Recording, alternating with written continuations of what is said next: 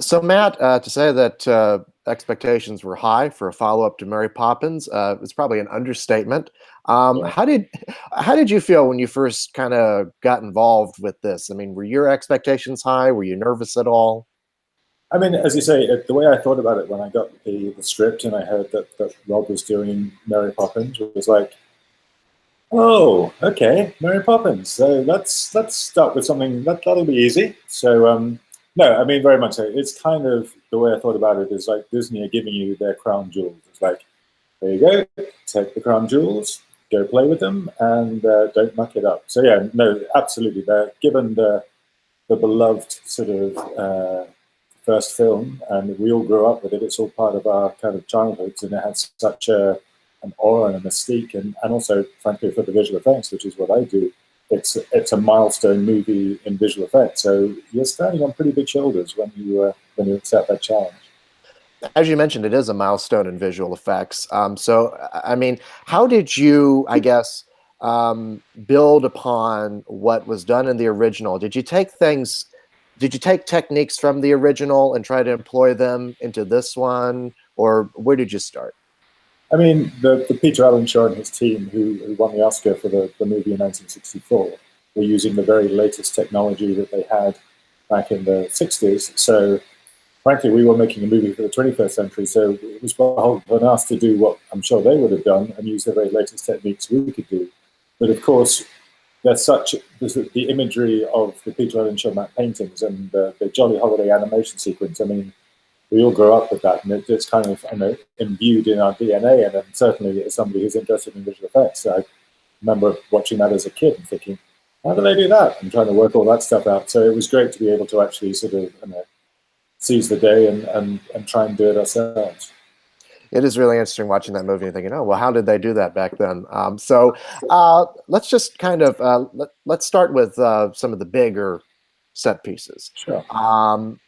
The you mentioned the animation sequence. How much involved are you in that? Oh, yeah, extremely. I mean, it was essentially you're filming the cast in a big green room, sitting on a green carriage and jumping up and down on a green stage. So there's a lot of sort of visual effects involved in that. But we worked very closely with the animation team, led by Jim Capobianco, to really bring both the really traditional old school animation. That was the kind of the key thing. We didn't want to do CG characters. We wanted it to be redolent of the kind of the classic Silver Age Disney cartoons of the 60s. So we were literally back to the drawing board. It was literally, some of them out of retirement there with a pencil and paper drawing penguins. I mean, if Walt Disney had walked into the office sort of now, he would have felt completely at home with the sort of work that was being done there.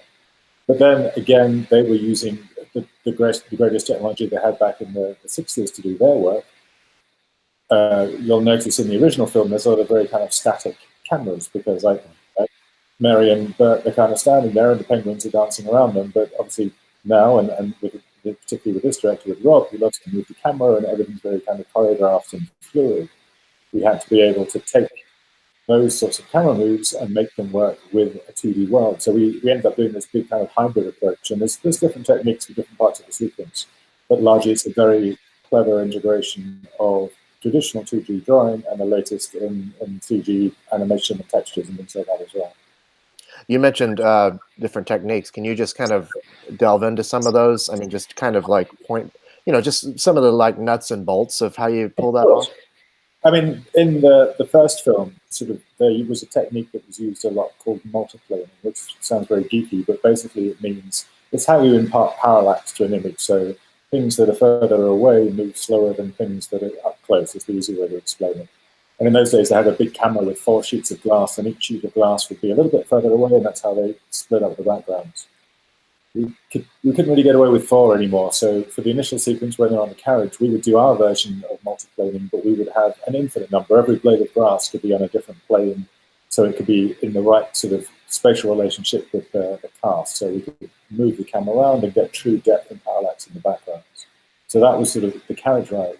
And then when we go to the musical, it was key for Rob. I mean, Rob Marshall, the director, obviously comes from a Broadway background and made kind of iconic musicals like Chicago. So for him doing a number on a stage with lighting is going to be a sort of a pretty special deal. So we needed to be able to make sure that we could reflect Rob's sort of desire for perfection in the lighting and staging and really follow that through. So we needed to be able to create some sort of new CG techniques where we were able to take traditionally drawn animated backgrounds, but put them in a fully 3D environment and then light them in a very cartoon-friendly way, but ones that literally on every beat there's a kind of the light would change, or it could be blue on sort of this number. So it was a complicated undertaking. You've also got this spectacular set piece that happens before that, where it's another musical number and they go into the bathtub and they're underwater and all that. Take us through that a bit. I mean, again, and this one was key because it's the first sort of fantastical thing that happens in the movie. So we were really trying to create something like the big first. It's Mary's first song. People are going to have an expectation for it. So yes, in the film, the kids slide into their bath and end up in this sort of underwater world. And again, it was clearly not looking cartoony, as in the sense of drawn cartoon, because we knew that was coming later. But again, we needed to create a fantastical sort of version of an underwater world. It's not Jacques Cousteau, it's not sort of Discovery Channel, but it needed to have a more kind of magical feel, but still feel sort of different from the animated film. So again, the way we thought about it would be, if you were a child and you were imagining swimming underwater, how would that world feel to you? So that was it. It was kind of underwater through the eyes of a child. But for that, we needed to use some very complicated, fully 3D CG environments. We had particle systems for the fish and the way they're moving through. We had everything moving. We had kelp. It was quite an elaborate build. Mm-hmm. Obviously, there's a lot of CGI in this movie, as we've talked about. Were there any practical visual effects that you guys used? And can you give us some examples? Yeah, I mean, I think that was the key. And I think my favorite one out of all of them is when Mary Poppins has a parrot-handled umbrella that talks, just like it did in the first film.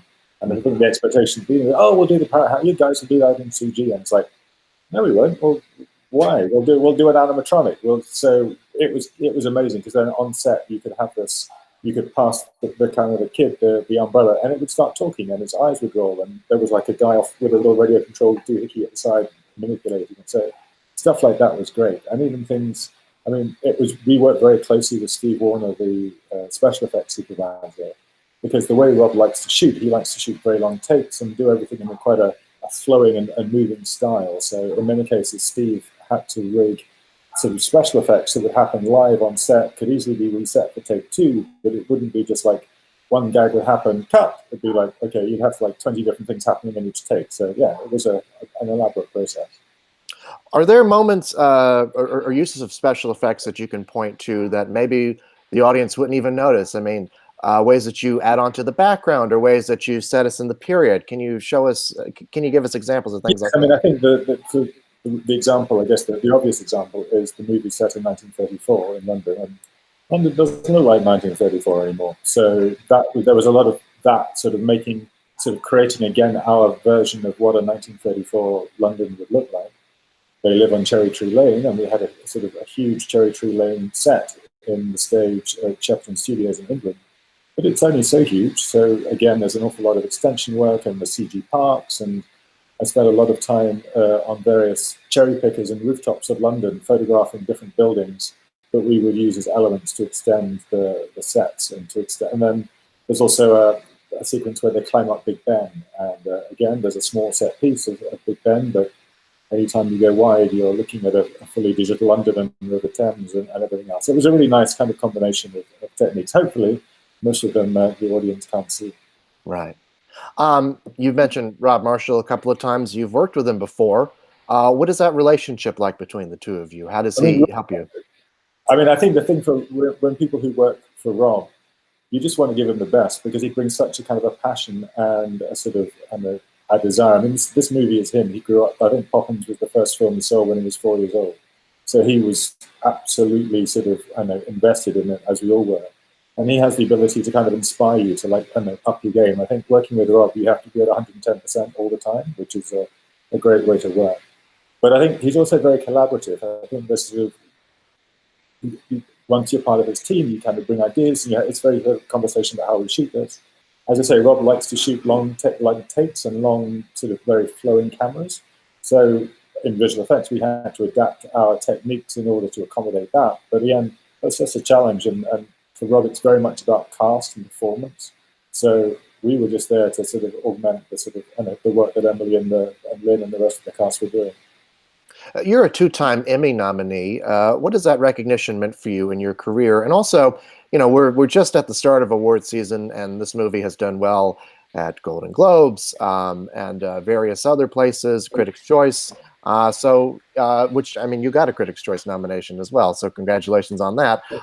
What has that recognition meant for you in your career? I think it's nice to be acknowledged by your peers, because all we do, I think you try and do your best work on any movie. You could be working on a terrible movie and you still work hard. So I think it's nice to actually work on something that people seem to be enjoying and seems to be getting a good reaction.